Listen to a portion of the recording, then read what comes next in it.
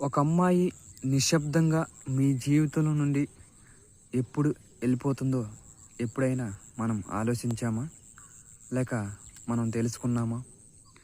ప్రేమించిన నీకు తన బాధని వివరించి, అన్నిట్లో నిన్ను ఒప్పించి, చిన్న విషయాలకు అలిగి ఏడ్చి, అర్థం చేసుకోవటం లేదని నీకు అన్ని రకాలుగా చెప్పి, చూసి అలసిపోయి ఇంకా చెప్పిన ఉపయోగం లేదని తెలుసుకొని తను పైకి నవ్వుతూ తన బాధని అంతా మనసులో దాచుకొని మౌనంగా మిగిలిపోతుంది.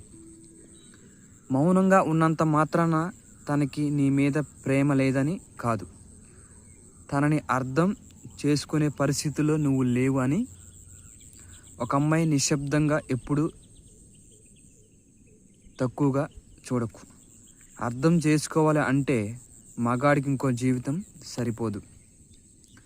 ఒక అమ్మాయి నిశ్శబ్దాన్ని ఎప్పుడూ నువ్వు తక్కువగా అంచనా వేయవద్దు.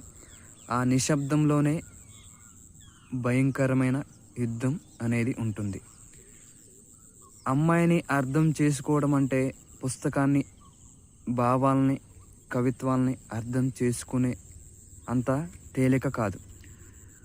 ఆమెను అర్థం చేసుకోవడం అంటే ఆమె మనసును నీవు గ్రహించాలి, ఆమె వ్యక్తిత్వాన్ని నువ్వు అనుసరించాలి, ఆమె మాటకు నువ్వు కట్టుబడి ఉండాలి.